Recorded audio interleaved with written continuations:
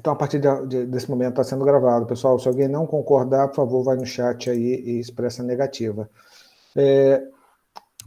Marcelo, a turma aqui foi divulgado fora, mas a turma aqui basicamente é a pós-graduação em artes, então são artistas, tá, de diversas linguagens. Tem o pessoal da música, mas tem o pessoal também de outras linguagens.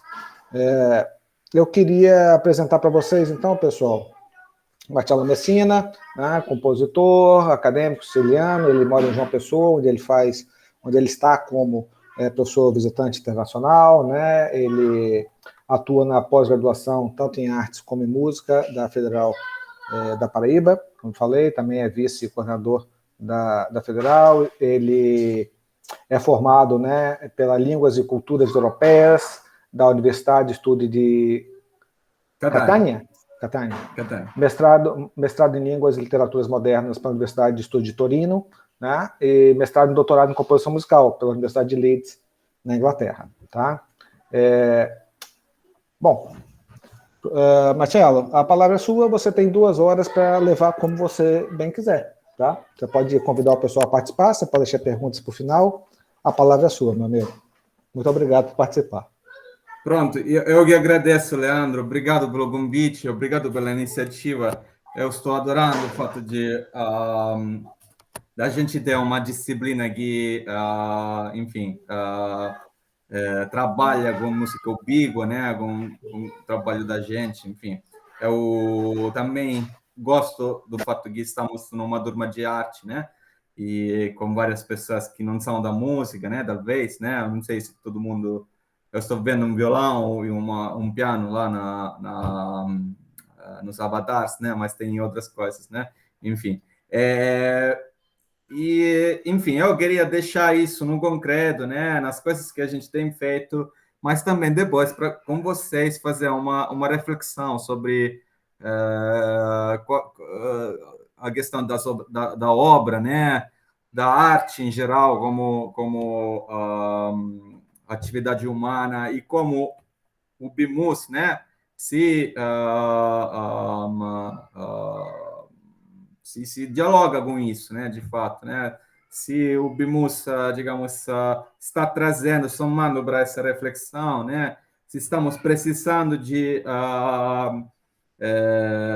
arte ao tempo todo, né? Tudo que fazemos criativamente, nós que estamos em departamentos, talvez, de música, de artes, né?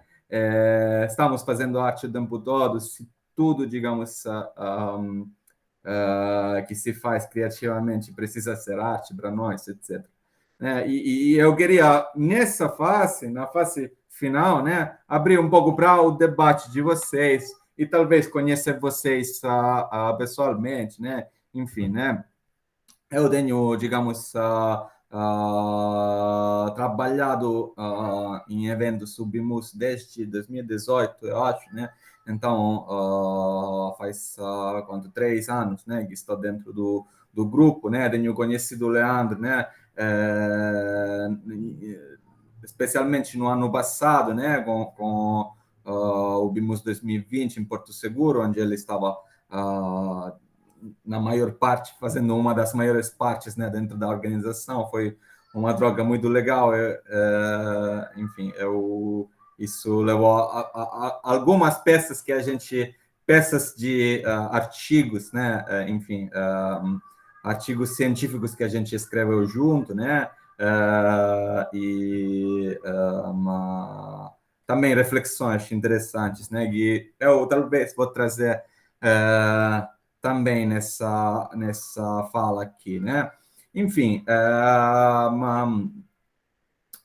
dentro do grupo de música ubíqua temos claramente uma produção chamada de produção artística em alguns contextos, né? Nós temos um evento anual, né? Para quem não ficou sintonizado, né? O evento acabou de acontecer na semana passada, de fato, né? Tanto eu quanto o Leandro fomos envolvidos nele, né?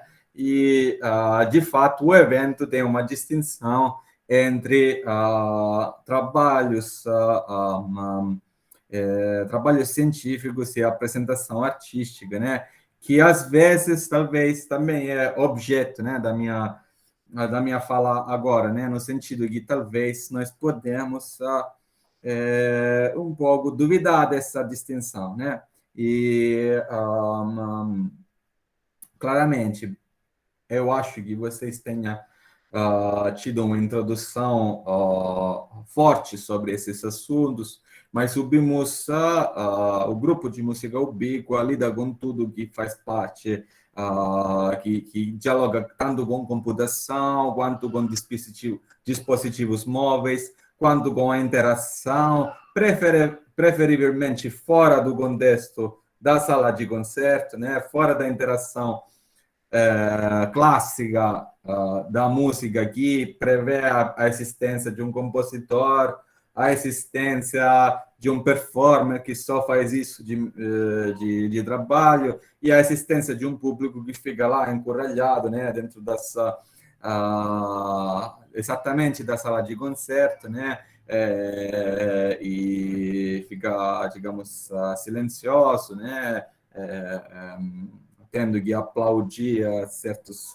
digamos, tendo que pertencer a toda uma narrativa, né, que tem um espaço e um lugar e um tempo certo, né? A performance musical existe só naquele momento, né? A gente só naquele momento e naquele espaço, né? E a gente naturaliza essa existência, né? As nossas, por exemplo, pós a teses de doutorados, né, mestrados, são muitas vezes quando lidam com criatividade, muitas vezes a minha primeiro, né, foi baseada em um portfólio de composições em que as obras eram pedaços distintos distintos de criatividade, né? Encurralhada dentro de uma partitura, dentro de uma gravação, dentro de um acontecimento que teve um lugar, né? E uma espaço e um evento, digamos, e um tempo particular dentro de um festival, etc., né?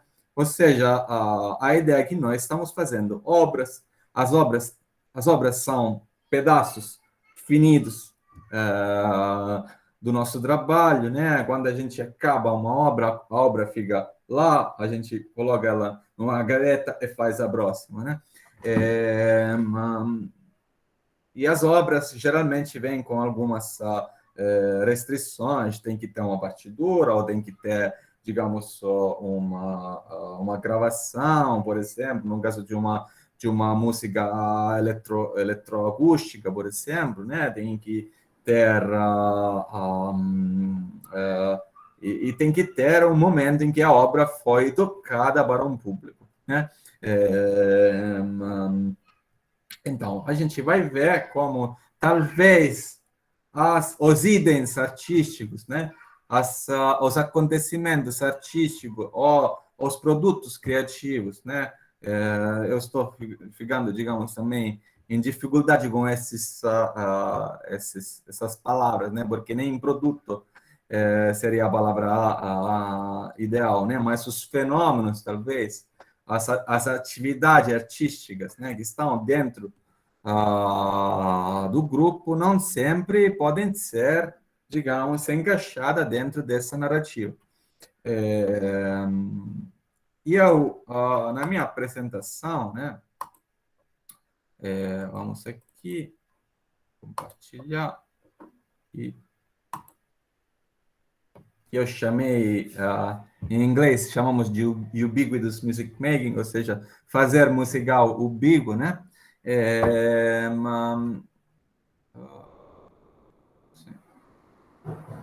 Pronto. Pensei de ir logo na lista de algumas coisas que fizemos recentemente, né? Quando eu falo fizemos, eu estou na lista dos autores, isso é muito, digamos, também egocêntrico, né? Mas talvez o que eu tentei fazer aqui, porque a tendência de compositores é geralmente falar da própria música, né? Eu tentei um pouco, digamos, misturar coisas minhas, né? E coisas com parceiros, com coisas que eu não tenho participado de jeito nenhum. Eu acho que também essa mistura permite talvez de pensarmos em eventos diferentes e saídas diferentes dessa narrativa, né? Dessa questão da sala de concerto, né? Da ideia de uma peça, né? Da ideia de um acontecimento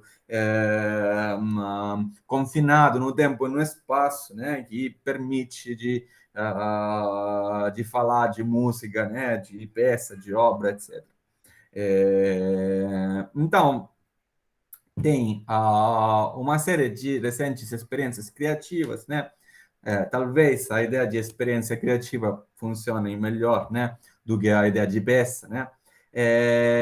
E vou elencar aqui algumas dessas. Uma experiência de live coding ou live patching, né? Várias experiências de fato, né? De live coding e live patching com PD, Kiwi e Orca. Esses nomes são nomes, para quem não conhece, de ferramentas de programação musical. Live coding e live patching significa fazer programação musical ao vivo, enquanto você, digamos, você parte com uma tela vazia, né, de um ambiente de programação musical e começa a criar a sua peça improvisando, né, e improvisa fazendo programação. Essas são experiências quase todas, né, que eu fiz com o João Svidzinski, né, maiormente um parceiro de também brasileiro, né, que porém é radicado na França, né, em Paris, né. E como vou mostrar mais para frente, né, essas experiências foram caracterizadas, especialmente aquelas com Kiwi, por uma interação ao vivo, mas que ficava entre dois continentes. Ou seja, a gente estava na Paraíba e parte do nosso grupo estava no Acre. Aliás, a maioria do pessoal estava no Acre e eu e poucos outros estávamos na Paraíba e o outro grupo estava na França, né? E tivemos essas sessões de interação dentro desse programa de programação musical, desse ambiente de programação musical ao vivo, em que os dois grupos faziam, digamos, estruturas, programavam estruturas musicais dentro da mesma tela, dentro do mesmo ambiente, né? Vou falar depois da trilha sonora atravessamentos, desculpe, no plural, né? Que fiz aqui um erro aqui no slide, né? Que é uma peça de Lucille Aliel e Damian Keller, e que é uma peça que serviu para a trilha sonora de um filme, né? Um filme que se chamava justamente Atravessamentos. Mas que vamos ver que sai desse papel de trilha sonora, né? Sai também de uma suposta, um suposto, digamos, status como paisagem sonora e começa digamos, entrar, a contribuir e dialogar com um enredo discursivo da obra, né? E quando falamos de obra, estou entendendo do filme em si, né? Ou seja, a trilha começa a ter uma vida própria que, digamos, sai da narrativa do filme, né? Ou talvez dialoga com ela, entra em embate, né? Ou adiciona, soma coisas para ela. A próxima coisa é um website, né? É um site playsound.space, né? Que é uma criação da Ariane Stolfi e que ela fez várias peças a partir desse site, né? É uma ferramenta que permite você importar áudio do web, né? Da internet e,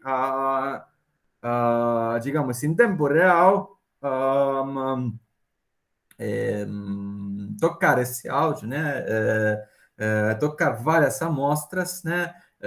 Organizar as amostras e criar uma peça improvisativa em tempo real a partir de amostras que ficam no web, no online, né? Na internet.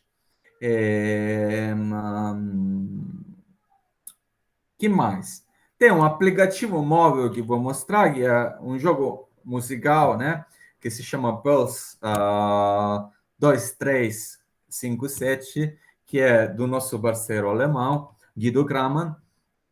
Algumas partituras ao vivo, entrelaça contra gabas, que talvez sejam as coisas mais conservativas que tem dentro dessa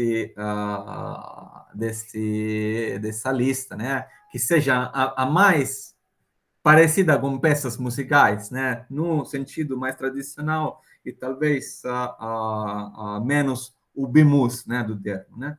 E que são minhas com parceiros, né? Claramente, né? E a gente vai talvez um pouco também falar disso, né? Enfim, finalmente vou só falar muito rapidamente de um outro aplicativo para a criatividade cotidiana que foi desenvolvido dentro do nosso núcleo amazônico de pesquisa musical, NAP, né? Que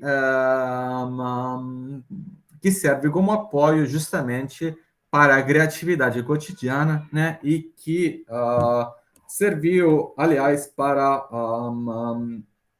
aproximar a atividade da composição e da organização sonora pessoas que, entre aspas, podemos chamar de leigos, né? Talvez, mesmo que essa terminologia a gente tenta, digamos, um pouco desconstruir, né? Mas pessoas que não têm um treinamento musical, ou talvez não tenham também conhecimento profundo da programação, por exemplo, né? E da computação. Peço desculpa porque o meu filho estava falando com o Leandro que temos aqui os meninos em casa, né? Então, vou, digamos, elencar uma a uma essas experiências, né? E penso que se alguém tivesse perguntas sobre cada uma das coisas, possa, de fato, me interromper. Eu não vou ver.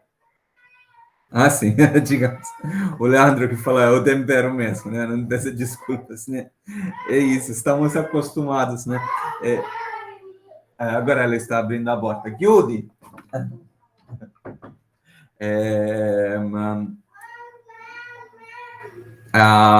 Então, vamos lá. Essa sessão de live patching internacional que aconteceu entre França e o Brasil, né? E entre a Universidade de Paris 8, a UFPB, a UFAC, né? Tenho que dizer que foi parte de um projeto BIBIG financiado tanto pela UFAC quanto pelo CNPq. A UFPB está dentro desse bolo, porque no momento que eu ganhei praticamente a bolsa, né, para os dois bolsistas, praticamente, a bolsa para dois pesquisadores graduandos, né, que eram da UFAC, eu praticamente ganhei também a vaga de professor visitante na Paraíba.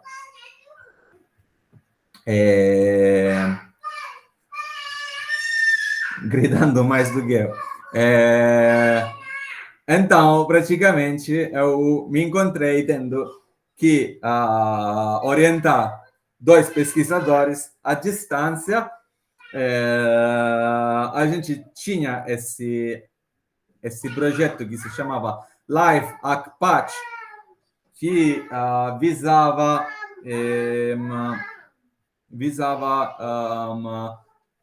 aproximar praticamente aproximar usuários à prática do live patching com, ou seja, da programação musical ao vivo, com a possibilidade de ensinar para eles, de ter um primeiro treinamento com o orientador, entre o orientador e os orientandos, e depois um segundo treinamento em que os orientandos iriam ensinar o código e as maneiras de fazer código ao vivo a outras pessoas, né? Isso praticamente com a distância entre o FAC e o FPB, ou seja, Acre e Paraíba, que também a distância maior que você pode ter no país, né? E também a distância é uma distância maior do que entre, digamos, por exemplo, Lisboa e Moscou, né? Por exemplo, né? Então, 4.000 quilômetros. De fato, uma distância que já nos padrões, em padrões extra brasileiros, já é uma distância intercontinental, né? Mas que acabou sendo, né, migrando para esse software Kiwi, que é um software desenvolvido ao interno da Universidade de Paris 8 da França, pelo meu parceiro João Svitski, com uma equipe, né, aliás, uma equipe de pesquisadores em que o João também fazia parte, né? O que aconteceu praticamente, né? A nossa ideia inicial era trabalhar com Pure Data, que não permite essa interação intercontinental, praticamente, essa interação remota. Com Pure Data, você tem a sua tela de computador, você pode, digamos, fazer o seu programa sozinho, né? Depois, talvez, passar o mesmo programa para outra pessoa em um segundo tempo, salvar, passar para ele, e ele vai adicionar as suas coisas. Aqui, com o Kiwi, dava para fazer isso como se fosse no Google Docs. Ou seja, vocês conhecem a diferença entre o Word, né? No Word você tem o seu programa, abre no seu computador, salva o seu arquivo, né? E depois tem que mandar para o seu parceiro, né? Os seus colaboradores, as suas colaboradoras, né? Para eles e elas fizerem modificações, né? Agora, no Docs, acontece que você está escrevendo um documento em tempo real, uma outra pessoa está logada dentro do seu mesmo documento e pode fazer modificações, enquanto você também está fazendo modificações. E você vê a outra pessoa, digamos, mexendo com outra parte do texto, né? Isso acontecia dentro de um programa de codificação, de computação musical, né? Gráfica, né? Tinha, ou seja, uma interação remota ao vivo em que tinha uma tela compartilhada numa nuvem, em que os parceiros da França estavam fazendo modificações, enquanto nós, no Brasil, estávamos fazendo as nossas modificações. Vou mostrar isso na tela, né? Vamos aqui, né?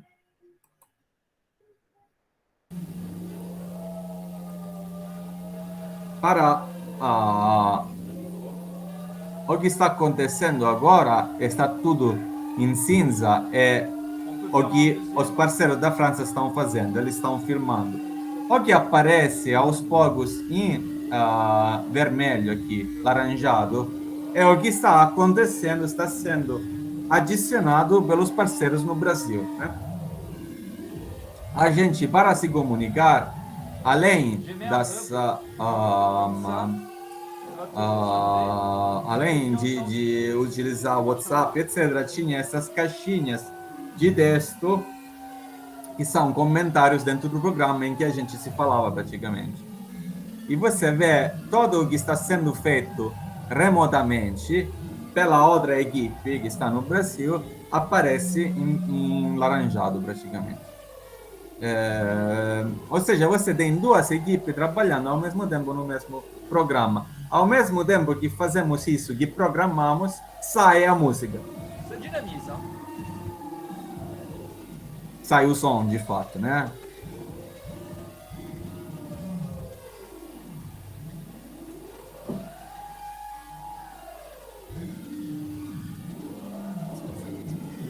Ouais.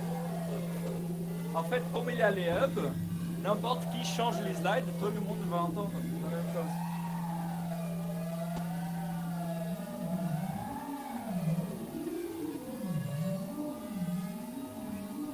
Às vezes tinha o caso, né, em que vou parar aqui, acho que a gente entendeu a ideia mais ou menos. Às vezes tinha a possibilidade, né, agora tem um momento legal em que estamos trabalhando com todas você está vendo muitas linhas e caixinhas vermelhas, né, avermelhadas. Isso significa que a gente lá no Brasil estava fazendo coisas, estava mexendo com muita parte, né, da tela, praticamente, né, da estrutura. Acontecia muitas vezes que a gente acabava misturando, acabava entrando em embate para quem estivesse a controlar uma certa caixinha, uma certa categoria, uma certa um certo som, de fato, né? Acontecia também, e aqui vou me adentrar aos poucos na conversa que quero fazer com vocês. Acontece também que essa foi uma interação que a gente considera, né, e escreveu sobre isso bastante, considera absolutamente musical, né, criação musical no auge, né, do que é a criação musical, pelo menos dentro das nossas pesquisas. Claramente a gente não faz juízo de valor, e nem precisa nesse caso, porque estamos dentro de um produto que está sendo aproveitado pelas mesmas pessoas que estão criando ele. Ou seja, não tem uma tela, digamos, não tem uma tela, digamos, não sei, num terceiro lugar que está sendo observada só por um público. Existe um registro que a gente colocou no YouTube, justamente, que é um registro de uma gravação da tela que vocês estão vendo, uma gravação assim, rudimentária, feita externamente, né, com um telefone, mas em que, digamos, quem está vendo isso no YouTube pode ser considerado público, né, talvez. Mas a ideia disso é interagir entre nós, né? Fazer isso acontecer entre as duas equipes de pesquisa, de trabalho, né? Sem necessariamente encaixar isso com uma coisa que tem que ter um lugar onde está acontecendo, um lugar onde tem gente sentada que está extrapolando o prazer ou entretenimento disso, né? A gente produz, a gente escreve, faz, digamos, o código, né? E programa e ao mesmo tempo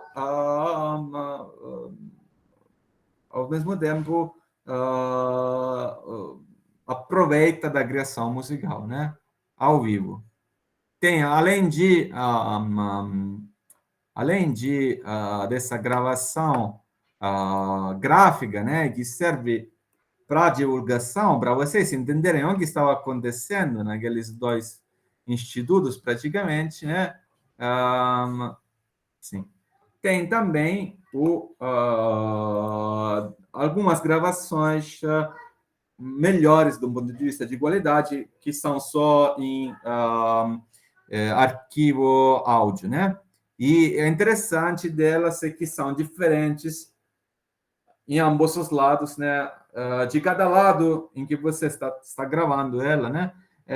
Fica diferente o que cada terminal está recebendo, está produzindo musicalmente. A gente está ouvindo alguma coisa que é diferente do que estavam ouvindo o pessoal da Universidade Francesa, né? Essa aqui é também uma das peculiaridades do trabalho com Kiwi. Esses números que ficam dinâmicos produzem cálculos diferentes a cada terminal que está sendo usado, né? Então, isso produz computações diferentes e, portanto, também uma música diferente, né? Som diferente. Não é que simplesmente, aliás, o grupo intercontinental está sendo o único espectador disso, mas a unidade, né, da obra, né, digamos, da narrativa musical é tão, digamos, ausente disso que também o que estamos ouvindo nas duas partes do Atlântico é diferente, né? Aliás, quem tivesse outro terminal, né, outro computador, mesmo na mesma sala, ouvia coisas diferentes, porque cada computador tem um seu cálculo, vai mudar os números que saem, né, e especialmente em operações randômicas, e isso vai afetar o som. Os processos ficam diferentes, mas a gente está construindo a mesma estrutura. E não tem um público, de fato. Isso aqui é uma coisa que saiu várias vezes quando a gente apresentou esse trabalho. E cadê o público? Quem que está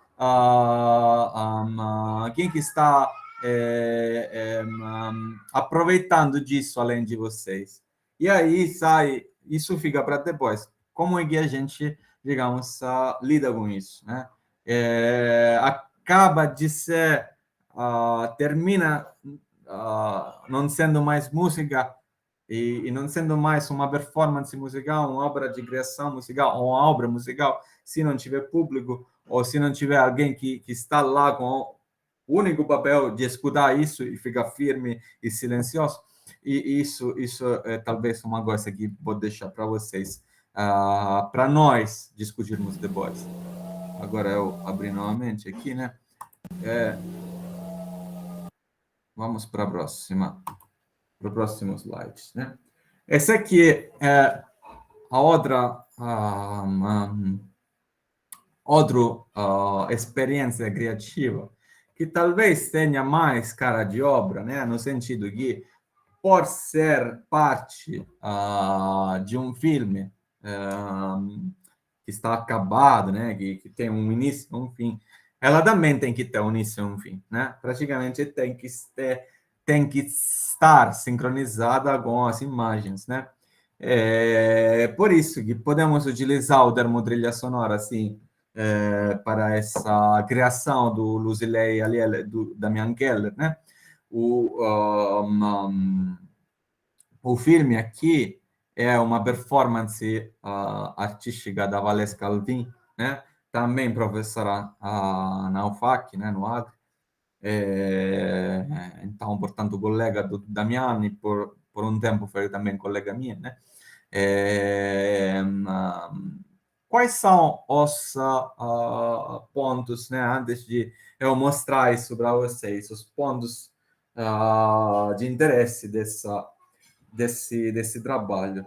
Primeiramente, o fato de as imagens estão totalmente mergulhadas num ambiente, num contexto amazônico, né? Com todas as imagens que vocês podem já extrapolar a partir dessa palavra, né? A Amazônia já traz algumas imagens pré-constituídas em muitos de nós, né?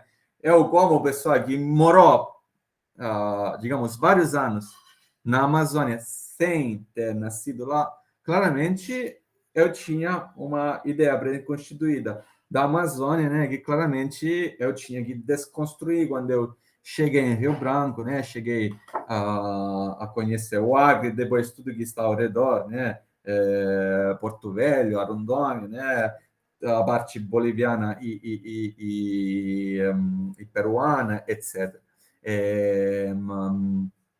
Mas o que se espera de nós quando a gente precisa, digamos, criar música para um filme sobre a Amazônia é exatamente uma abordagem parecida com esses tipo de lugares comuns, né? Ou seja, a Amazônia como espaço primeiramente vegetal, né? E selvagem, né? Em que o ser humano, digamos, é ausente ou é presente em formas precárias, etc. A união, digamos, quase a crítica, né? Quase que naturalizada entre o mesmo ser humano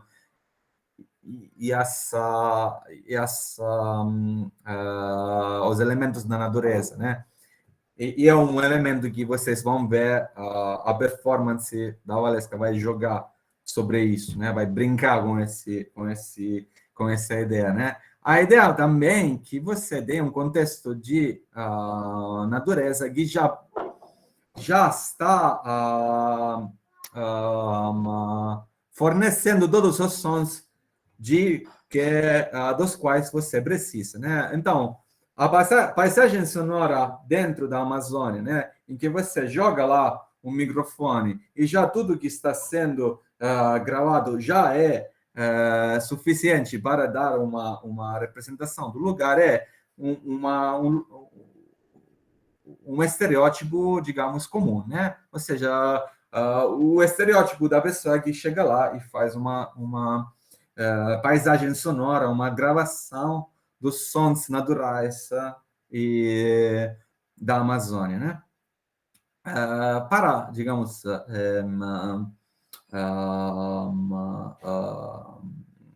para entrar em diálogo, mas também em crítica com isso, né? Aliel e Keller, né? Emprega esse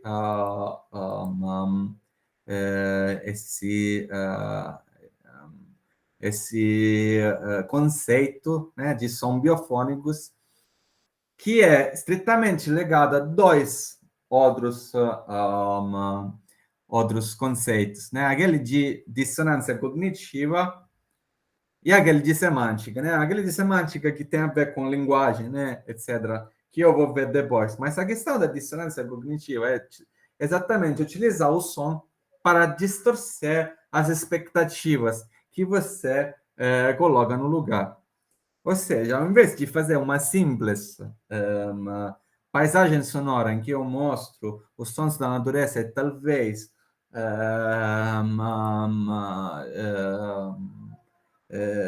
coloco eles dentro de uma harmonia quase que romântica, né? Que comenta carinhosamente as imagens, eu entro em embate com isso. Os outros sons para desatender as expectativas, né? E entrar exatamente em uma reflexão sobre qual é essa Amazônia que estamos narrando, né? É um lugar, digamos, de natureza, etc., digamos, harmonia é um lugar, digamos, despovoado, como estamos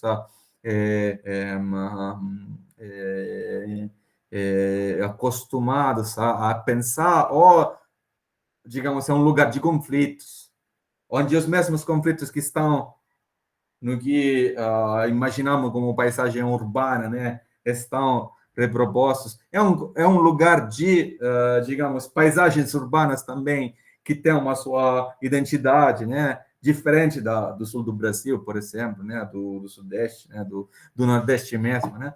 Então, tentar um pouco... É um lugar também único, né? Também nós estamos falando de Amazônia como um todo, né? Que parte, não sei, não sei, Puerto Maldonado, no Peru, e chega até praticamente Belém, no Pará, né? Sem, digamos, entendermos que tem várias Amazônias, né? E que são diferentes, tem fenômenos naturais, vegetação, mas também fenômenos urbanos e conflitos sociais diferentes em cada um deles, né?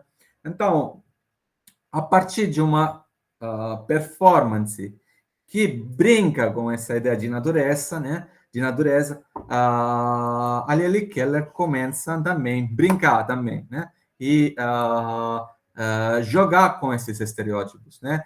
Também tentar distorcer eles e desatender eles, né? Vou jogar aqui um trechinho, né? Onde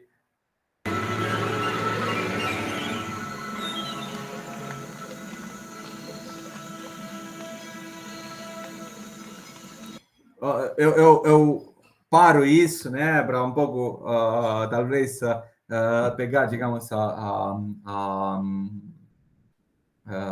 me permitir também de discutir a obra de arte alheia, né, mas a ideia é que também, nesse caso, quase que o som orquestral entra como um elemento perturbador dentro do que se espera nesse quadro aqui de sons da natureza, né?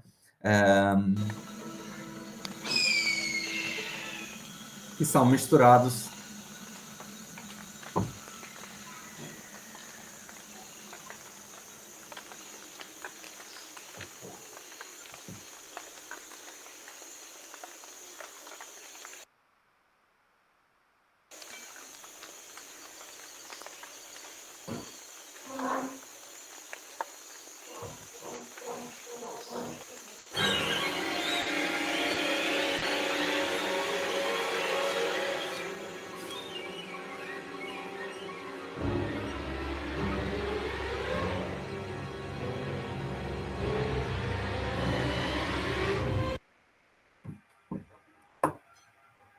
Não sei por quê. Ah, sim, eu tinha selecionado só esse trecho. E a outra questão é a questão de não pertencer, né? Eu pensei numa coisa, né? Tanto que eu trabalho muito com história cultural, né? E estudos culturais, né? Sim, eu vou compartilhar o link, né? Vou parar essa apresentação e vou mostrar um lugar comum sobre representações musicais da Amazônia, né? Eu peguei aqui um link em italiano, né? Que é do filme Fitzcarraldo. O que acontece exatamente, você tem os mesmos elementos, mas usados seriamente, né? Ou seja, sem o viés crítico de Damian e Lucilei, ou seja, Lili Keller. Você tem a história de um homem branco, né? Um homem alemão, que chega na Amazônia peruana e tem essa questão de desbravar, né? E para, digamos, para aproveitar, né, digamos, economicamente da borracha, etc., né? Abrir caminhos dentro dos territórios indígenas e para domesticar a recalcitrância indígena, a suposta também recalcitrância, a suposta, digamos, inamizade indígena, ele utiliza um trecho de música clássica, né, música lírica, tocada pelo tenor italiano Caruso, né, para domesticar eles, né? É um filme alemão de 1980 que se chama Fitzcarraldo, né? Vou mostrar só um trechinho para vocês entenderem. Tem essa cena, digamos, super famosa, né? Em que ele utiliza um gramofone tocando Caruso, justamente para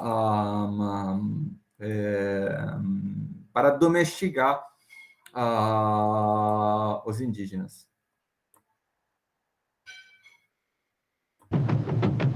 Se você vê, tem um lugar comum mais, digamos, mais,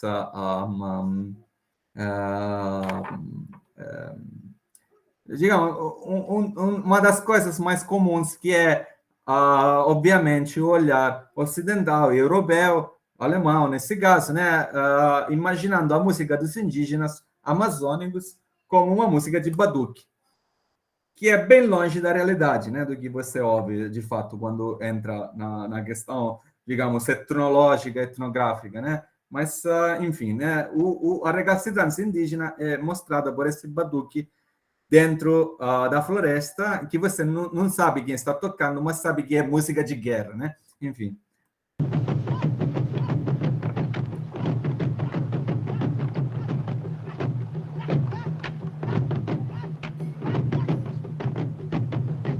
Ora tocca a te, Caruso.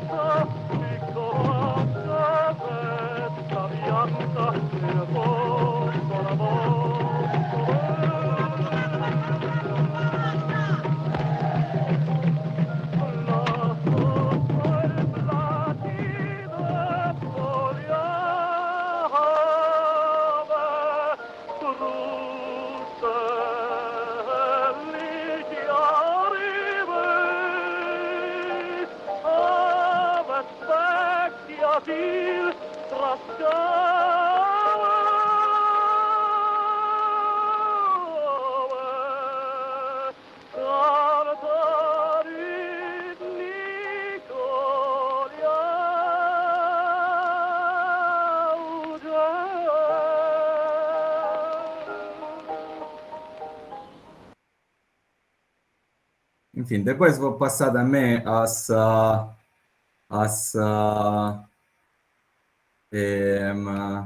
os detalhes desse filme, né? Que, porém, tem essa cena que é séria, né? Ou seja, se vocês veem esse cara, né? Klaus Kinski, né? Um ator super famoso fazendo, digamos, ele consegue silenciar os indígenas através de Caruso, né? Tocando Caruso com gramofone, e ele se sente onipotente, né? Começa, se você vê nas imagens, ele começa a ter o peito, né? De fora, né? Começa, digamos, a ter esse momento de onipotência, né? Omnipotência mesmo, por ter silenciados a suposta música indígena, né? E digamos, a suposta também inamizade, né? Trazida por essa música, né? Com um trecho de música lírica italiana, né? Enfim, eu acho que dentro de atravessamentos, especialmente dentro da trilha sonora do Luis Ley e do Damian, existe exatamente o contrário, usar música orquestral sabendo que ela não pertence, que vai perturbar, não vai domesticar, né?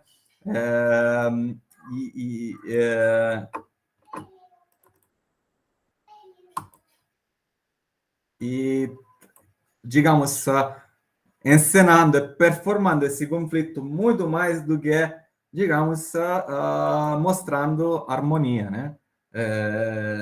Ou pacificação, como no caso do Kinski, né? Do Fitzcarraldo, né? O Fitzcarraldo é um filme, inclusive, o diretor dele se chama Werner Herzog, que é, inclusive, considerado um dos melhores diretores de filme do século passado, né? Enfim, mas enfim, esse filme é altamente problemático, mesmo fora da excelência, né? Das questões de excelência cinematográfica desse pessoal, né? Mas as representações sobre a Amazônia que esse filme traz são extremamente problemáticas. A meu ver, o Atravessamentos também dialoga com isso também, trazendo também, brincando também com essa imagem da Amazônia, né? Domesticável e domesticada, né? É muito mais uma Amazônia que, como todos os lugares, é um lugar de conflito social e onde o conflito social é chave, né? A chave para entendermos as relações das pessoas com o território, etc. Né? E também, digamos, onde precisa se falar também dos conflitos, porque os conflitos são dramáticos, né? Não são simplesmente, digamos, harmônicos, né? Não são simplesmente relações harmônicas do homem com a natureza, do homem e da mulher com a natureza, né? Enfim, vamos para frente, né? Eu queria ir um pouco mais, digamos, um pouco mais rápido, né? A Ariane Stolf, né, tem esse site que se chama Play Sound Space, né? Eu vou passar para vocês. Praticamente é um site que é uma ferramenta que permite de coletar trechos que você pode, digamos, pegar a partir de músicas de wave, de arquivos existentes online, né? E através disso colar uma peça musical através da amostragem contemporânea e organizada de vários trechos, né? Isso funciona como um sequenciador de arquivos áudio, praticamente, arquivos sonoros, né? Vou rapidamente mostrar o que acontece. Também isso, novamente, é uma peça, né, que não tem claramente nessa sua versão, tem um início, uma fim, mas não tem um lugar, né? É uma peça que, de fato, por exemplo, não a Noise Symphony, mas era outra, se chama Play Sound agora, né? Outra versão foi tocada no Bimos 2020 de maneira remota, né? A peça não tinha nenhuma necessidade de ficar numa sala de concerto, porque existe já, no momento que existe uma conexão internet compartilhada, por exemplo, né? Vamos tocar isso daqui, né? Simplesmente os primeiros 30 segundos, assim. Tem um momento em que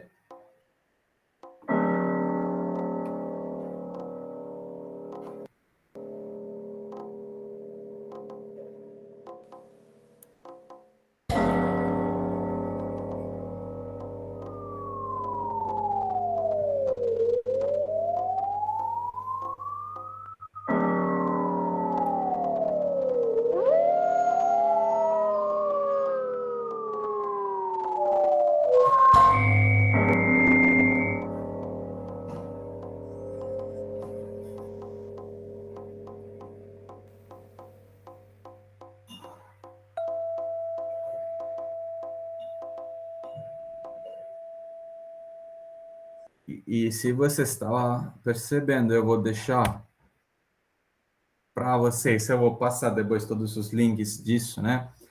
Porque acho que não vai ter tempo para depois do debate se eu mostrar demais disso, né? Mas o que acontece é que tem escrito a descrição da peça, né?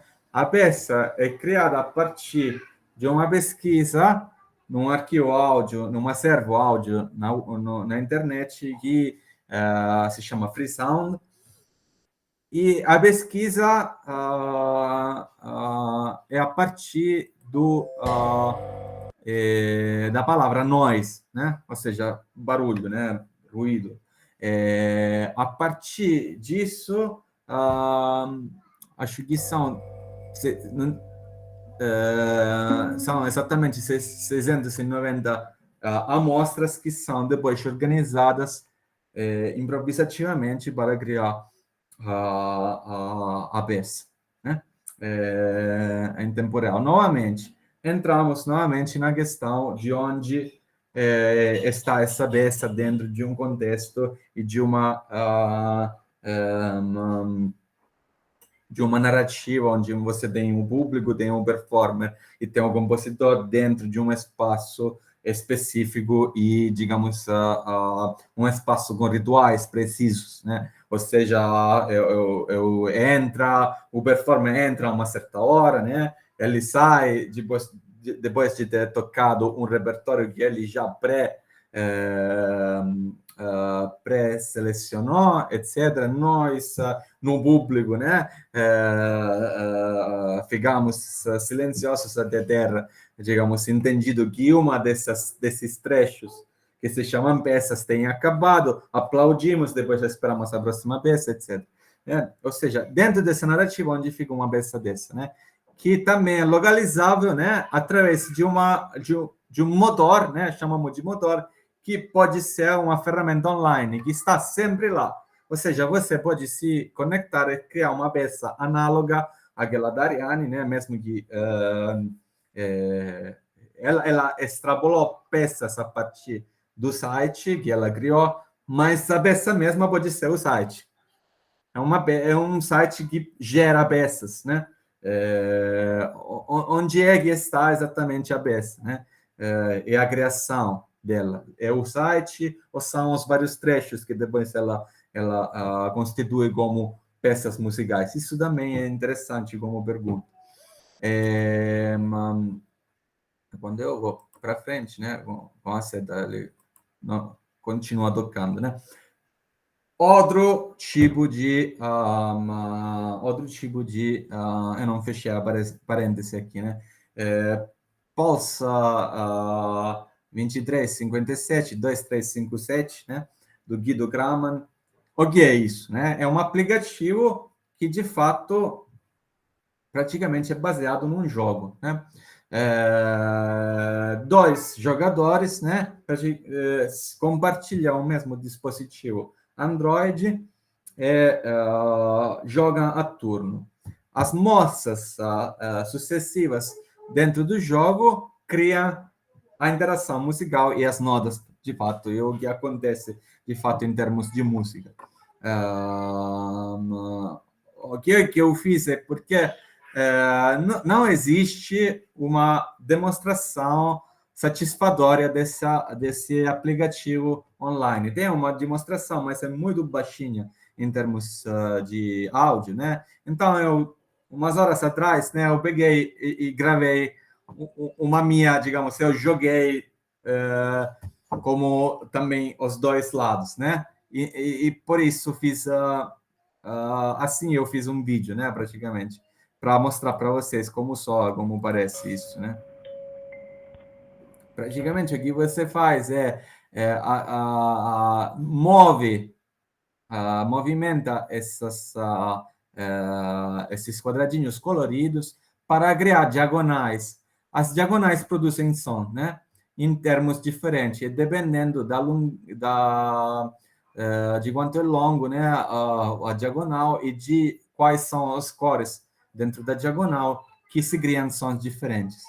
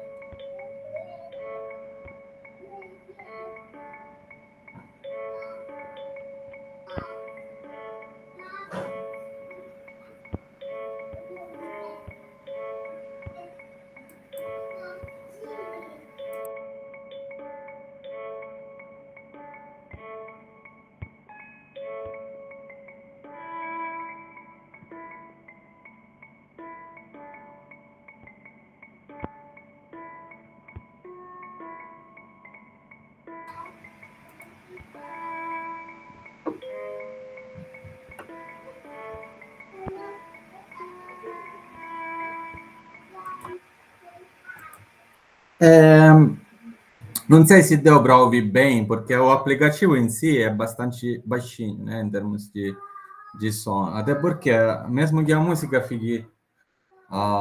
o produto final, né, que o Guido, que é o Kraman, que é obter... pronto, o Enio disse que deu para ouvir. Mesmo que seja o resultado final que dá para que o Guido quer obter, digamos, o fato que você pega o aplicativo é para jogar, né, com o adversário, né? Nesse caso eu fui sozinho, né? Mas então, onde se situa, lá o Guido faz uma reflexão fenomenológica incrível sobre isso, né? Onde é que se situa numa tipo de interação desse tipo, onde é que se situam os papéis tradicionais da música. Então, quem é o compositor dessa obra? O Guido construiu uma ferramenta, né, que pode ser comparada a um instrumento, por exemplo, porque faz som, né? Não é importante, sim. Enio, né? Enio está perguntando se, no caso, os dois jogam no mesmo aparelho. Sim, você tem praticamente a possibilidade se fosse um aparelho um pouco maior, como um tablet, né? Você ter as duas pessoas aos dois lados de uma mesa, né? O tablet fica parado, né? E eles interagem de um lado para o outro da tela, né? Ou seja, isso, como um tabuleiro de damas. É muito parecido com o princípio de xadrez e dama. Exatamente. O que acontece, porém, que esse negócio faz som, né? E o som tem, digamos, um interesse estético, né? Esse som. Pelo menos para o criador da ferramenta. Ou seja, onde estaria o Guido na nossa nas nossas normais ontologias sobre o fazer música? Ele estaria provavelmente no mesmo lugar de um luthier, né, que está criando um instrumento, não está criando uma música, não está criando uma peça finita. Nesse caso, eu gravei a peça, gravei esse vídeo, eu criei uma sequência de sons que é provavelmente única, né? Então, eu sou o compositor, talvez, e o executor também, o executor o performer, né, dessa peça.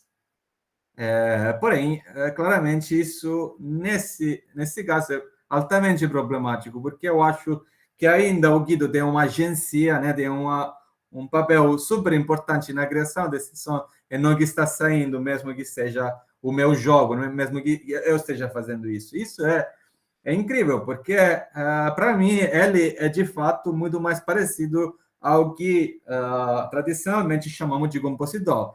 E claramente... bom, Enio, a um ponto todos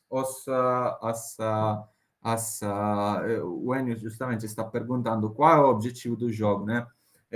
A um ponto você tem todas esses quadradinhos coloridos, né, que ficam em diagonais. No momento em que eles todos ficam em diagonais, você não pode fazer mais nenhuma movimentação, e aí quem tem mais diagonais da sua cor ganha, né, de fato, né? É assim. Se eu entendi bem, porque eu só joguei sozinho, né? Enfim, eu preciso jogar com outra pessoa, outro ser humano, para entender melhor o escopo do jogo, mas eu acho que é isso mesmo, né? Obrigado, professor. Por nada, né, Nil? É bacana a ideia, eu achei. Enfim. Isso, eu acho interessante como disparador artístico a ideia que você não está tocando, mas está jogando. Isso talvez a gente pode aplicar para uma besta, etc. Né? Eu imaginei aplicar para um jogo de damas mesmo. Pois é. E existem dentro da música experimental, digamos, tentativas desse tipo. O mesmo Gage faz coisas desse tipo. né? Mas é Ok, isso, obrigado. né? É, vamos para frente, né? E eu queria mostrar mais uma peça que é contra Gabas, né? Que é, dessa vez eu posso chamar de peça minha. Nesse caso, nesse jogo da composição do performer, né? Eu sou o Messina, né? Que é o compositor, e Mejia, nesse caso, é o performer, né? O meu parceiro Carlos Mejia, né? Enfim, é uma peça para contrabaixo, né, acústico, né, em que tem uma partitura ao vivo que de fato é baseada em trechos verbais. A gente pesquisa esse tipo de disparador que não é partitura, mas é verbal, né, como ancoragem semântica criativa. Ou seja, utiliza a ideia da semântica, ou seja, o estudo linguístico do significado das palavras como disparador de instruções ou também de fenômenos musicais, de criatividade musical em geral, né? Ou seja, como, por exemplo, podemos substituir a partitura com indicações verbais, ou também como as indicações verbais e os elementos verbais podem virar a peça mesmo, né? Em outros casos, né? Que mais? A ideia da peça, né, foi baseada. A gente começou a escrever essa peça, pensar, projetar essa peça juntos, quando praticamente poucas semanas antes que fechasse tudo no Brasil, mas a gente já estava quase imaginando que tivesse que ia fechar tudo praticamente, porque já estava acontecendo isso na Europa, né? A gente estava no Brasil, ficou 20 dias de atraso com a Itália, mas a gente se começou a se preparar quase espontaneamente até uma peça que precisasse de uma interação remota, onde, ou seja, a regra fosse que o compositor e o executor não tem que se ver, não tem que só podem interagir por e-mail, né, por aplicativo de WhatsApp, etc. Mas não podem trocar ideias sobre a peça, não podem ensaiar juntos, não podem trocar ideias sobre a peça de maneira presencial, porque tudo acontece através de mensagens ou de comunicações remotas, né? E de fato a partitura ao vivo é baseada na ferramenta Max, né? Em que eu praticamente peguei trechos de indicações de performance sobre aquelas que se encontram na bula, que você encontra na bula antes da partitura, né? Em que explica, né? São de vários compositores famosos, Boulez, Nono, Lackerman, tem alguns, tem um Villani Cortez, acho brasileiro, né? Enfim, eu vou mostrar um pedacinho disso, né? E vai ter a dela que você vai ver que vai projetar praticamente o material a partir do qual ele está improvisando, né? Praticamente, ele não está tocando um material notado, né? Isso foi tocado durante a passada conferência, o BIMOS, né? Assim, você vê que ele está acompanhando essa dela que você vê projetada no canto direito, né?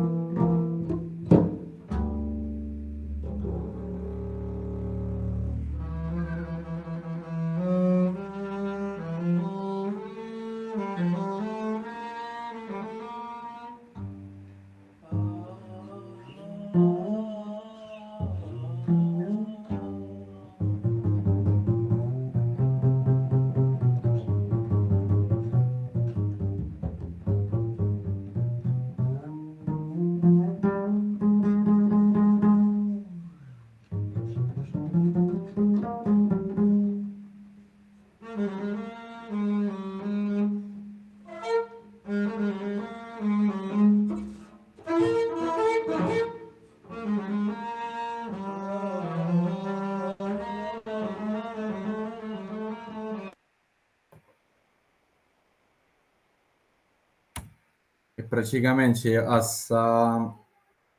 os trechos, os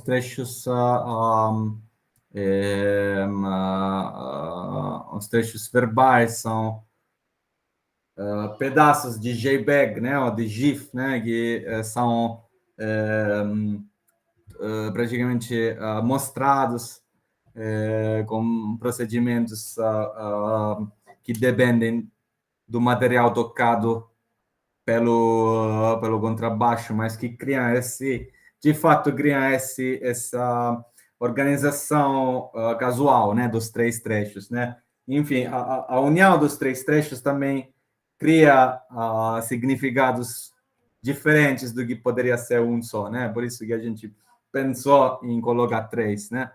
Enfim, e também, novamente, aqui, obviamente, claramente, num sentido diferente com o aplicativo do Guido, mas aqui também, a ideia é que a peça seja minha, né? Eu só produzo um mecanismo de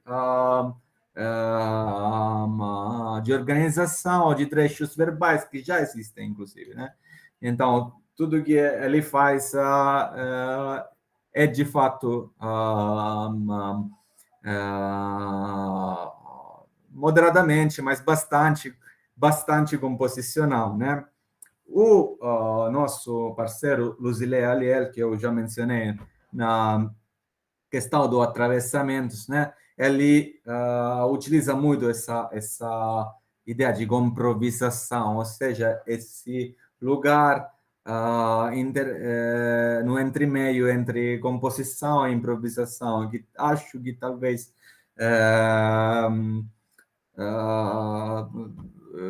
inscreva bastante, né, o nosso papel nessa peça. Por isso que também eu não me sinto o autor dessa peça. Somos dois autores, de fato, né? As duas pessoas que participaram nela são autores, né? Tem a questão do compositor, talvez, e do performer, mas somos os autores dela, né? Que mais eu queria mostrar? Tem... aqui, ele não está indo para frente. Tá, e enfim, né? Esse é só um screenshot, né? Um print do Soundsphere, que praticamente é o outro sequenciador de amostras que usamos no Núcleo Amazônico de Pesquisa Musical, em Rio Branco, né? E que praticamente tem servido também como apoio para a criatividade cotidiana, né? Para fazer música e fazer pesquisa musical e pesquisa sobre criatividade musical sem necessariamente produzir peças, mas, aliás, trazendo a possibilidade de criar mixagens e organizações sonoras para pessoas que não têm conhecimento, talvez, ou treinamento duro, né, dentro do âmbito da composição musical, da criação musical, etc. Então, ele tem servido para inúmeras pesquisas que temos feito, especialmente no Acre, mas também agora na Paraíba, né? Com usuários de vários grupos sociais, né? Também de várias instituições, etc., né? Ele, novamente, é um produto do grupo, né? Especialmente tem trabalhado como desenvolvedor, além do Damian Keller, mas é o Ramon Bessa que tem trabalhado nele, né? Mas que o grupo tem utilizado não para fazer peças, mas para fazer pesquisa sobre criatividade, né? E também as criações das pessoas que trabalham nele não são necessariamente a única ou o maior foco da pesquisa, né? Enfim,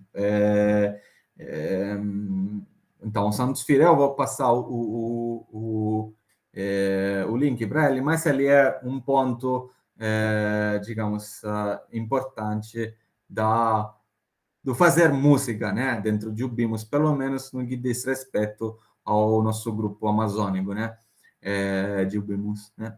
E é isso, né, eu queria, a partir disso, chamar a turma, né? Chamar o pessoal aqui que me escutou com tanto carinho, né? Então, digamos, agradeço a refletir sobre essas implicações, né?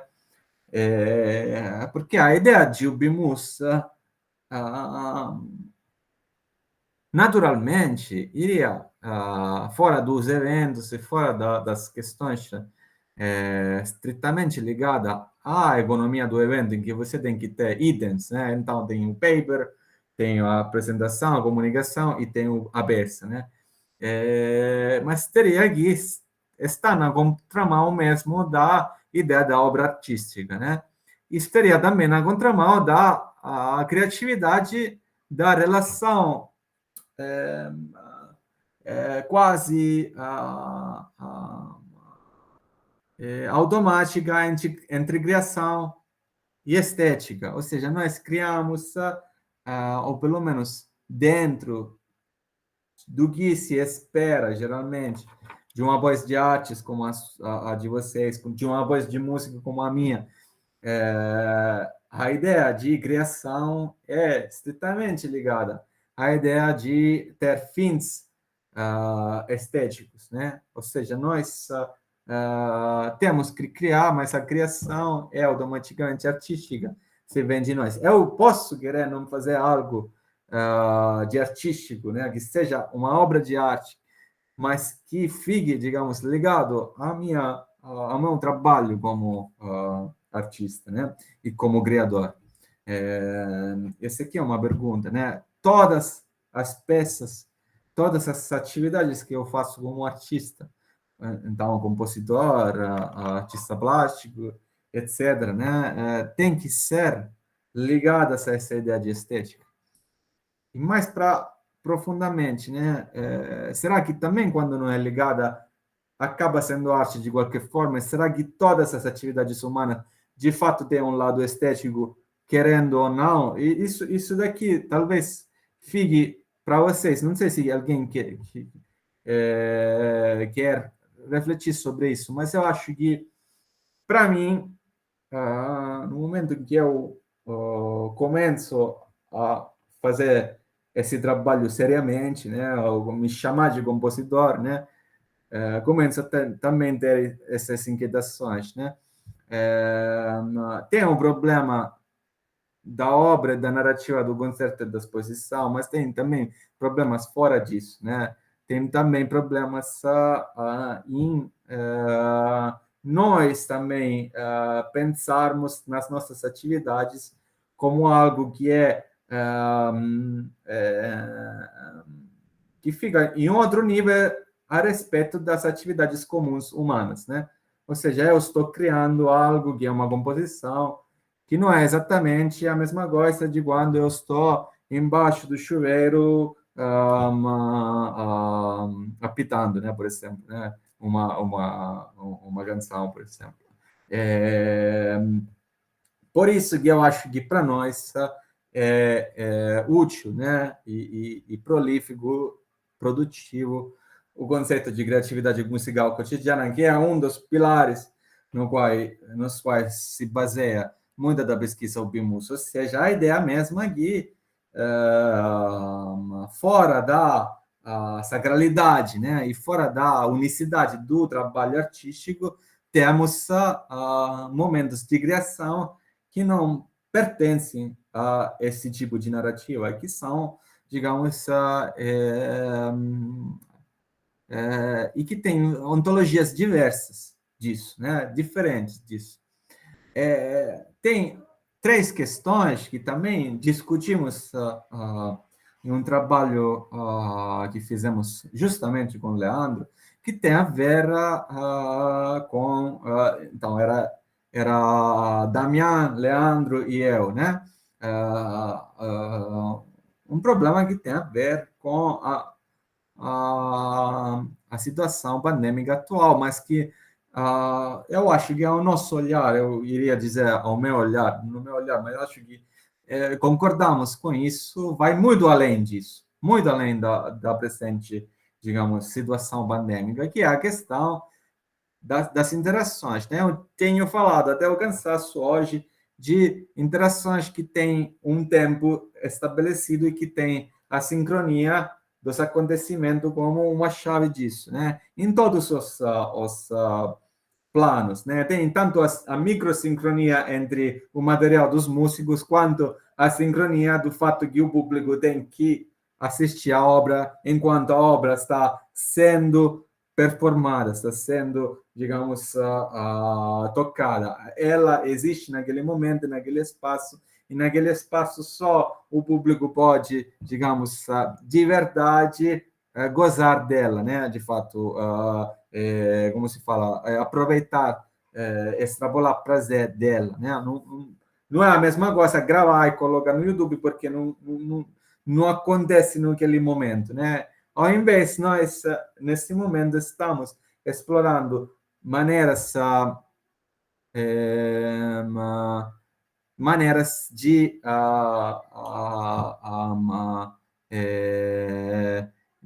interação que não é sincrônica, né? Até aquelas coisas que aconteciam entre o Brasil e a França de maneira intercontinental tinha aspecto de assincronia. Até aquela interação que eu tive com Carlos quando fizemos aquela peça previa a sincronia, a sincronicidade das ações como uma certa base dela, mas também eu posso encontrar isso na peça da Ariane, né, etc. Né? As distâncias, né? A ideia aqui não podemos ter as interações no mesmo lugar, e que talvez isso vai bem além do contexto pandêmico, ou seja, o contexto pandêmico seja só uma ocasião que desencadeia essa necessidade de ter criações e eventos musicais fora desses eixos, né, espaciais e temporais, sincrônicos e monotópicos, né, ou seja, no mesmo lugar, né?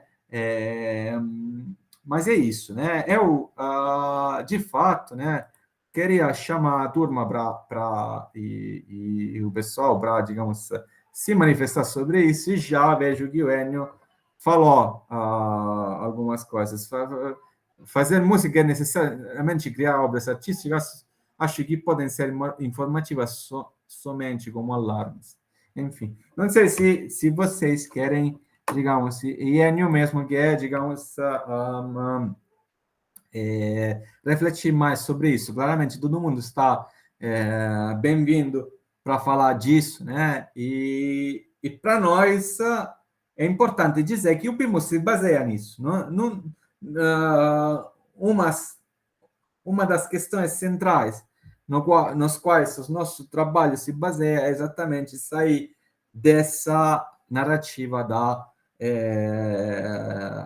sala de concerto, do concerto como momento, né, específico e momento sagrado, né, é momento que tem uma aura. Inclusive, isso seria interessante se confrontar nesse debate aqui com pessoal que não necessariamente é da música, ou seja, pessoas que têm uma perspectiva sobre outras artes, né, talvez, e podem relatar o quanto pode ser, digamos, isso interessante para eles, ou quanto as formas de artes que elas praticam pode ser já, digamos, amplamente nessas linhas, né? Enfim, queria, digamos, deixar isso para suas apreciações, né? Enio, você que fez esse comentário, não sei se você quer refletir sobre isso. Se você é músico, né? Sim, sou professor. Assim, Pensar. Não profissional, não estudei tanto música como eu gostaria ou pretendo ainda, mas eu acho essa questão da música ubíqua, de permitir que as pessoas se expressem musicalmente, isso é interessante. E no exemplo que eu dei ali de alarme, foi até eu citei num outro evento, um problema prático que eu tive, que tinha um alarme na empresa que eu trabalhava, que usava um sinal, uma empresa de vídeo e tal, aí a gente usava 1000 ciclos para equilibrar o som que ia de uma mesa analógica para uma fita beta na época, e o alarme era exatamente o som do 1000 ciclos. Aí o pessoal dos bombeiros reclamavam que eles ligavam o alarme para fazer o teste lá, para fazer o ensaio, quando as pessoas tivessem que evacuar o local de trabalho, e os editores, ninguém saía das ilhas. Aí ele, não, pessoal, vocês não estão ouvindo? Aí ele, cara, isso é um... Aí eu comentei com ele que era um cara, isso aí é o som que a gente ouve cotidianamente aqui nas salas, que é um 1000 ciclos, que o cara vai... Quando a gente ouve esse barulho, a gente sabe que o cara está equilibrando ali o som na época, que era analógico, né? Então tinha digital, perdeu isso, né? Mas quando era analógico, tinha que passar um sinal de 1000 ciclos para poder equilibrar em 0 dB e ter o mesmo nível, né? Aí uma solução que foi buscada na época foi, em vez de ser o 1000 ciclos contínuo, eles fizeram um alternador lá, uma forma lá que ficou... Ele tinha um ritmo, eles criaram um ritmo. Em vez de tu, que era o alarme, ficou tu, tu, tu. E ele, com o tempo, tu, tu, tu, tu, tu, tu, aí ia variando esse ritmo. Aí depois que eu brinco, o cara, aí eu refleti sobre isso, porque o cara falou, pô, agora dá para entender que é um alarme. Cara, então, isso é relativo. Para mim, soa como uma música, entendeu? Eu gosto de música eletrônica, gostava. Até depois fiz uma brincadeira lá, uma remixagem com um som eletrônico e mostrei para mim isso. Mas dá para entender, o pessoal vai estranhar, tem que causar um estranhamento, né? Então, é nesse sentido que eu coloquei, que a música pode ser informativa, entendeu? Como tem sinais de elevador, plim, blum, chegou no andar, tem esse sinal, que para o leigo é só um barulhinho, não, mas dependendo da percepção da pessoa, sou com a música, assim, né? Enfim, aí eu, particularmente, para mim, tudo que é barulho é música, eu interpreto como música, assim, como som, como é visto no audiovisual. Então, nesse sentido que eu coloquei, que eu acho que pode ser informativo, e eu acho que isso de certa forma, a música ubíqua trata isso. Assim, né? E, enfim, pode ser uma forma de expressão também, pode ser uma forma artística. Né? E no caso das salas de concerto, eu acho que a questão foi que não é que elas não existam mais, sair daquela questão da sala de concerto. Eu acho que quando você está em sua casa, seu local, seu ambiente, e, enfim, você não vai até uma sala de concerto acusticamente lá preparada, que recebe várias pessoas, você está na sua casa e sua casa passa a ser sua sala de concerto, né? E as pessoas são as pessoas próximas ali, seu filho, sua filha, seu amigo, que interagem com isso. Às vezes, uma criança gritando, cantando junto, ou não gostar da música e começar a chorar. Assim, eu acho que isso tudo faz parte do ambiente. E a sala de concerto existe, mas num local pessoal de cada um, como se cada um tivesse sua sala de concerto. Eu acho que isso é uma questão ubíqua, né? Diria. Enfim, eu acho que num futuro não muito distante vai ser cada vez mais efetivo, assim, porque, de uma certa forma, esse deslocamento a pessoa gasta, tem esse deslocamento polui, esse deslocamento, enfim, nem sempre é benéfico ali para a pessoa que vai, só ela se desloca, gasta, pega um tempo para estar numa sala ali linda, acusticamente tratada e tal, mas nem sempre é interessante, né? Aí, visto o que está acontecendo hoje com o cinema, aí, nos aplicativos que a pessoa em casa ela vê vários filmes, enfim, ela tem acesso a filmes que antes eram só lançados no cinema, hoje em dia temos em aplicativos. Enfim. E você não acha que também, além do lugar, e eu claramente claramente abro para todo mundo, né? Acho ótimas essas reflexões do Ennio, né? E queria também, além do lugar, algumas coisas, reflexões sobre o que você disse, Ennio. Além do lugar, não teria uma questão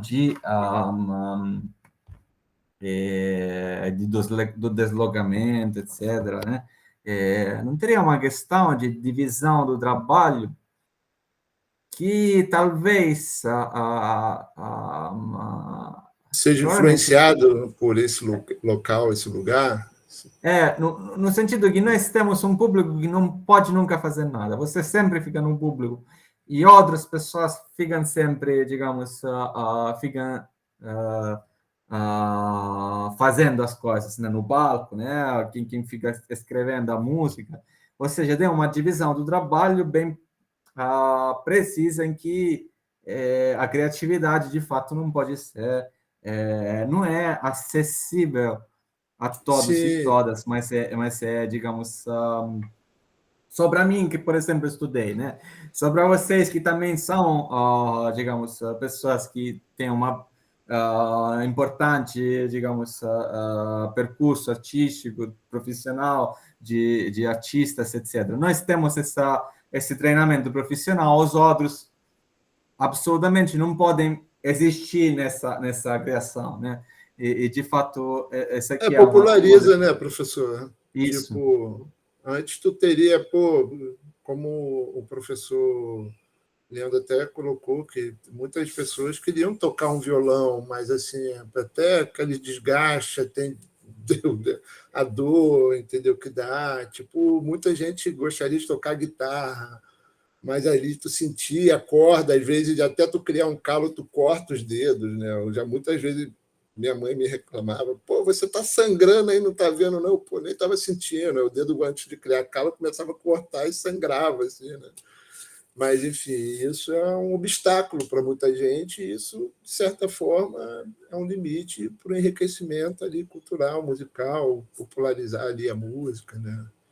Outra questão que eu acho interessante também do local é que você pode, às vezes, tu vai para um lugar lindo, que tu adora, nossa, sou apaixonado por esse lugar. Aí tu tem a possibilidade de criar um som ali perto, ouvindo o ambiente ali do local e estar inspirado ali, fazer uma música, enfim. Aí eu acho isso muito interessante. Assim. Eu tenho um lugar no Rio lá que é Trindade, lá em Paraty, que eu adorava, assim. E a primeira vez que eu tive a oportunidade de levar um computador e poder fazer uma música lá, eu achei assim, uma outra experiência, né? Tipo, tu tem uma outra visão, isso influencia. Enfim, é isso. Eu Caio? concordo, né? Desculpa, Marcelo. Pode perguntar, eu te atropelei. É porque eu levantou a mão. Aí na sequência sim. passa a palavra para ele. Eu estava vendo que o Caio levantou a mão. Né? Caio, você queria falar?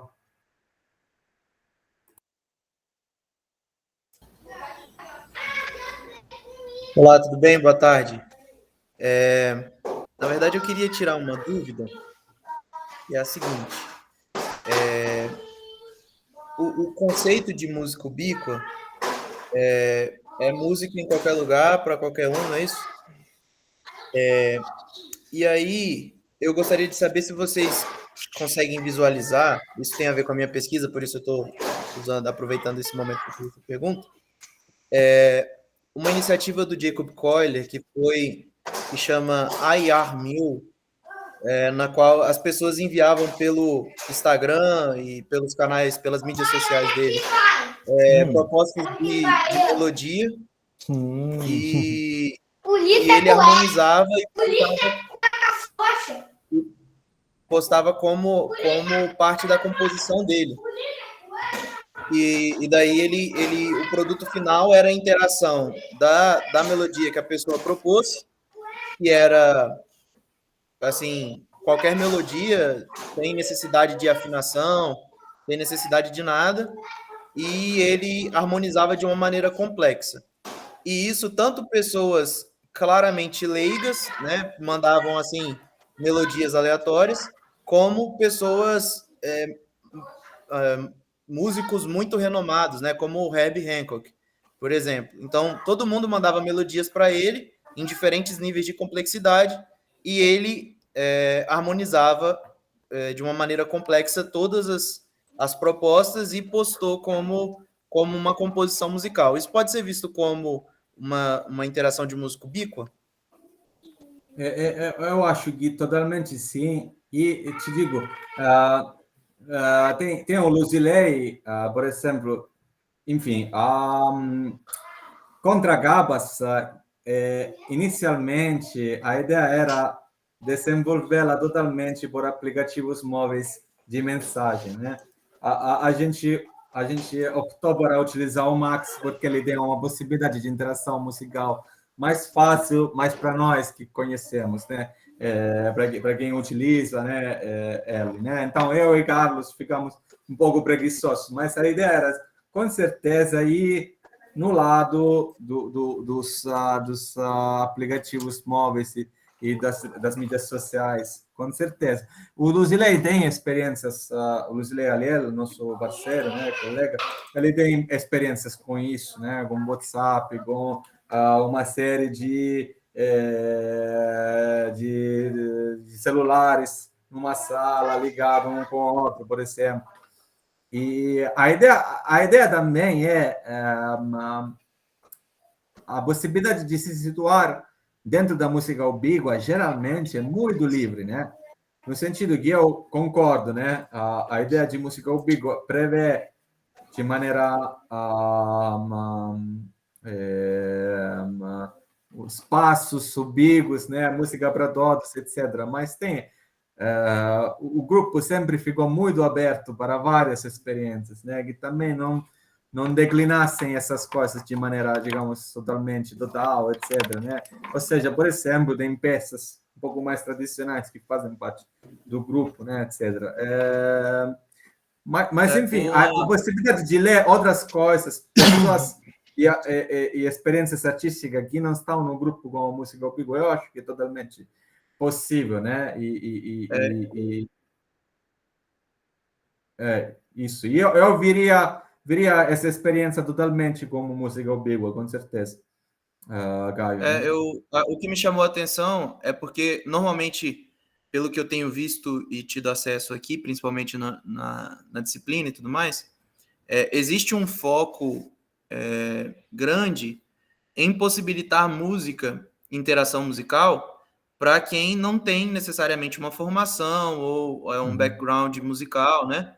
Mas, nesse caso, o que me chamou a atenção é o fato de o mesmo artista conseguir, pela interação, proporcionar tanto interação musical para pessoas que não têm esse background, essa formação, e, ao mesmo tempo, proporcionar essa interação para pessoas que têm um histórico e um arcabouço muito grande, né? Então, essas duas coisas acontecendo ao mesmo tempo me chamou a atenção por esse fato da música para todos, né? De fato ser para todos. Mas obrigado pelo esclarecimento aí. Não, eu concordo totalmente, Caio, né? E tem estudos, por exemplo, do Damian Keller com alguns dos nossos alunos lá no Agri, né? Parceiros, etc., que exatamente tentam essa mistura, né? De pessoas que não têm treinamento com pessoas que têm treinamento, né? Enfim. E com certeza, né? Eu vejo isso, como está falando o Enio, como enriquecimento, claramente, né? E, digamos, a questão que para mim é também de tamanha importância, né? Inclusive, se alguém quer falar, mas eu vou calar a boca se alguém quer falar, mas se não, eu continuo. Uma coisa que é de tamanha importância para mim é, além de separar, de acabar com a separação da divisão do trabalho, etc. Eu vou acabar essa coisa que estava dizendo, depois vou deixar o Wender falar. É a questão de tirar toda essa ansiedade que está atrás da performance como momento específico, né? No momento em que você interage sem necessidade de público. E a coisa que você está fazendo existe, mesmo que você não tenha um concerto, mesmo que você não tenha uma data fixada, né? Isso acaba com toda, digamos, as expectativas e as ansiedades que você se doa, né, nesse trabalho. E para nós, é claro que um pouco de ansiedade faz bem, né? Eu gosto também daquela tensão, nervosismo da performance, etc. Mas também é legal fazer coisas sem isso, né? Sem essa pressão, né? E era isso, né?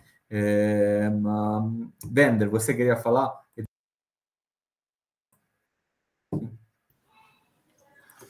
Fala, professor, boa tarde. Ô, Marcelo, vou falar um pouco sobre... eu queria perguntar sobre composição, né, e música bico. A gente trabalha com a escrita musical, utiliza MuseScore ou Finale, né, não sei se você deve também trabalhar com isso. E uma dúvida minha que eu queria saber se existe algum aplicativo, ou se talvez nesses aplicativos mesmo, a gente consegue fazer em tempo real, talvez através de mídia, você criar alguma harmonia, talvez com 4 vozes, em tempo real, utilizando às vezes o teclado, né, MIDI, ou às vezes a voz, e ele já sair já as notas, né, a semínima, colcheia, né, semibreve, já correto. Existe já alguma coisa que já faz isso em tempo real? Vou criar uma composição minha, eu já sei minha composição, né, talvez no teclado mesmo já saia, ou talvez cantando, já tem uma coisa, parte computacional que ela consegue transcrever isso na hora que eu estou fazendo ali, talvez com mais vozes. Na verdade, eu nunca testei, eu acho que até já vi alguma coisa, né, mas eu nunca testei no MIDI, assim, se dava certo, se é no tempo real. Mas, talvez você tenha uma dica, ou não sei. Eu sei que tem um pessoal que usa o Max, que utiliza um protocolo, que se chama uma BAC, praticamente, uma linguagem que se chama BAC e que traduz em partitura. Eu tenho visto também feito isso com Super Collider e Lillipond, eu acho que foi. Tem o jamming, talvez, que o Enio está mencionando, né? Mas eu conheço, por exemplo, a experiência de partitura ao vivo feita com Super Collider e Lillipond. Eu tenho feito partituras ao vivo desse jeito. Explico. Crio partituras com Sibelius, é um jeitinho de uma pessoa que tem conhecimentos básicos de computação, ou seja, eu não sou um desenvolvedor, eu sou um usuário, digamos, de programas de computação musical, e eu ensino eles também, mas eu não sei, digamos, fazer coisas muito extremas com computação, né? Enfim, uma coisa que eu tenho feito e que a mesma base de que você viu lá na peça para contrabaixo, né? Ao invés de aparecer trechos verbais, apareciam trechos musicados, né? Trechos de partitura. Como é que faz isso? Pega os Sibelius, transforma a partitura que você escreve em JPEG, por exemplo, em JPEG ou GIF, né? Fragmenta ela e, por exemplo, manda para o Max. O Max tem uma função que mostra arquivos, imagens e trechos de imagens em tempo real, dependendo de parâmetros musicais que você pode pré-selecionar. Por exemplo, ela está ouvindo o instrumento fazer um certo som, e aí dispara esse trecho. Só que fica no nível de algo que você pré-compôs a nível de fragmento, né? Fazer coisas mais pequenas, ou seja, que a partitura se gera automaticamente, eu não sei fazer. Eu sei que algumas pessoas fazem com esses aplicativos que eu disse, né?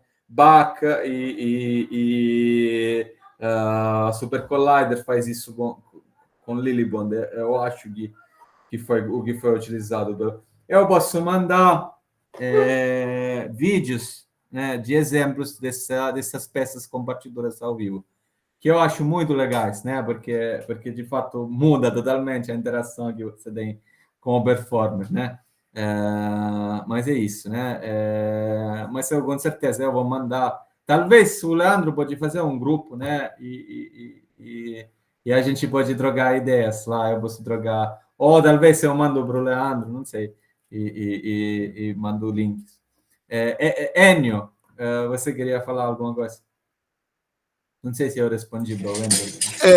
Eu não entendi, que picotou um pouco aqui, eu não entendi bem a questão do vender, que seria, qual era a dúvida dele? O aplicativo seria para música? Seria para criar música, assim...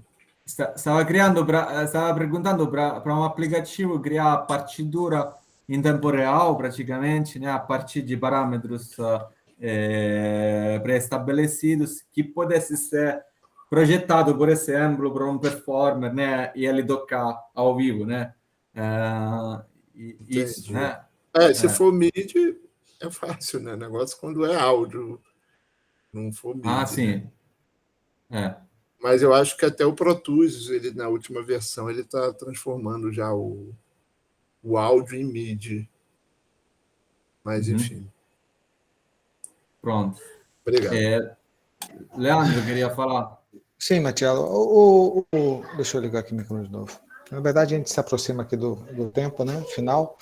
E aí eu queria colocar aqui uma pergunta que, na verdade, veio recorrentemente, porque assim, eu pedi para o pessoal mandar ler algum material dos nossos convidados e enviarem perguntas antes, né?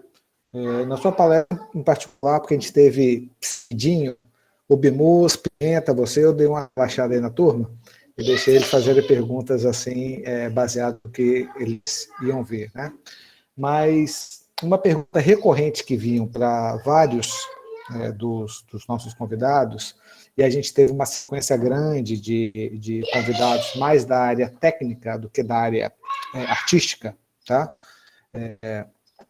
Era sobre, vou botar aqui umas grandes aspas, no estilo de música ubíqua. Como se música ubíqua fosse um estilo musical, né? O que foi negado algumas vezes, tá?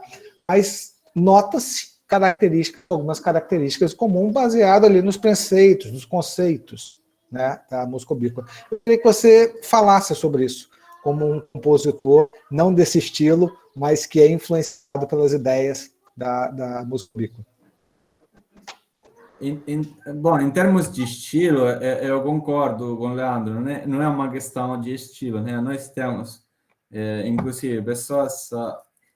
por exemplo, eu e Damián, pelo menos, eu posso falar para ele, e para Luzilei, por exemplo, somos pessoas crescidas, digamos, criadas com música contemporânea, né? Que vem dessa experiência após 1945, a escola de Darmstadt, etc., né? Mas tudo isso não norteia necessariamente o que a gente faz, né?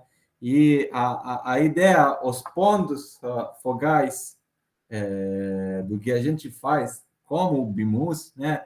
É exatamente a questão, para mim, né? De trabalhar com dispositivos interligados, e de tentar sair da questão de, digamos, concerto e música só para entretenimento, música que tem um lugar específico na vida da gente, né? Mas para estender a ideia mesma de música a outras coisas que a gente não pensa como música.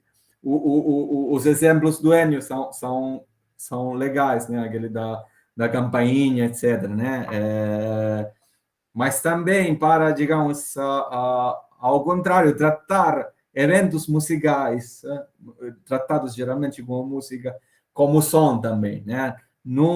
Digamos, âmbito geral do som, que eu acho que é uma é uma transição musicológica que a gente faz em alguns trabalhos que acho que é muito interessante. Então, para mim, esses são os pontos firmes, né? Os pontos importantes, fora de qualquer, digamos, origem, né? Derivação de gênero, né? No sentido que, por exemplo, temos pessoas que trabalham com material popular, etc. E eu mesmo trabalho, às vezes, com material popular, como criador mesmo, né? E isso é muito, muito... e também com música erudita, que não pertence ao lado experimental, contemporâneo, etc.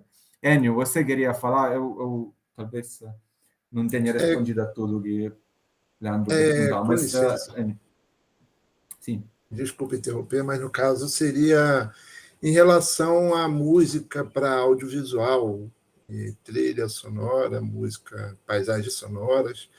E que eu vi que teve um exemplo de uma trilha para um filme aquela relação da Amazônia. Assim, minha internet não está tão boa, às vezes deu umas picotadas. Aí eu queria assim, eu ia perguntar sobre uma abordagem sobre essa questão da música ubíqua para o audiovisual. Teriam outros exemplos, outras formas, como seria, que é o que eu pretendo estudar. Pesquisar, no caso. Sim. Bom, tem essa experiência deles, né? A ideia é que talvez, provavelmente, eles se sentiram constrangidos dentro da forma, né, do audiovisual, assim, né? Eu te dou uma peça e você te dou um filme que já existe, né? Você escreve uma música para isso, né? Eles tentaram desempenhar isso do jeito mais genial, eu acho que eles fizeram, né? Puderam, né? Mas a ideia é muito mais trabalhar com visual, com o processo, né? Ou seja, com processos acontecendo e talvez sendo gerados pelos mesmos processamentos que geram a música, né? Por exemplo, a questão da partitura ao vivo, da instalação sonora e visual, né? Do aplicativo mesmo, que tem uma parte gráfica importantíssima, né? Você está praticamente trabalhando com cores lá, não está trabalhando com notas. As notas se geram através da sua, digamos, combinação e organização dos quadradinhos, né? Você não está pensando na música que vai se gerar, ela acontece depois. Então, eu acho que isso seja mais a chave, né?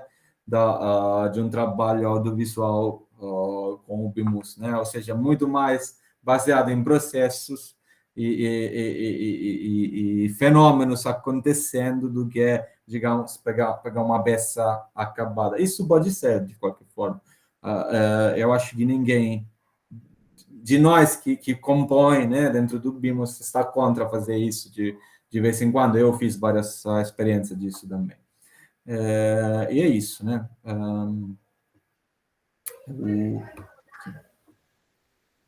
Perfeito. Pessoal, eu acho que a gente vamos ficando por aqui, tá? Novas perguntas também surgiriam, mas o Marcelo está na Itália, tá? Então já são 9 horas da noite lá, né? E vamos liberar ele para o Caetano. Já estava requisitando aí a atenção do Papa dele. Tá? Pessoal, na sequência a gente tem mais 2 compositores, tá? O Luzley, que o Marcelo falou, e o Vitor Lazzarini, né, que está na Irlanda, e além de compositor, né, enfim, eu nunca sei dizer o que o Vitor sabe, Messina? O cara trabalha também inventou também. Né? Mas enfim, ele é músico, ele também tem um forte background tecnológico, tá? Então ele vai encerrar o nosso ciclo de palestras, são as 2 últimas. Legal? Matheus, né, muito obrigado aí pela disponibilidade, tá, para conversar com a turma, foi muito bacana. Eu acho que eles estavam ansiosos por ouvir artistas falando, porque eu trouxe aqui numa sequência o Luciano, a Helena, o Luciano e o Pimenta, tá? que um educador e dois da área tecnológica. E eu, né, que sou da área tecnológica, então eu tenho que trazer os amigos artistas mesmo para mostrar a aplicação dos conceitos. Tá? Ótimo. Olha, muito obrigado. Eu agradeço. Te agradeço a todo mundo. Obrigado e boa tarde para vocês. Né? Boa tarde. Grazie. Obrigado, professor. Ótima tarde. Obrigado às crianças pela paciência também, que eu sei como é. Valeu, gente. Abração. Tchau, tchau. Sucesso para todos. Tchau, tchau. Tchau, tchau. Valeu, galera.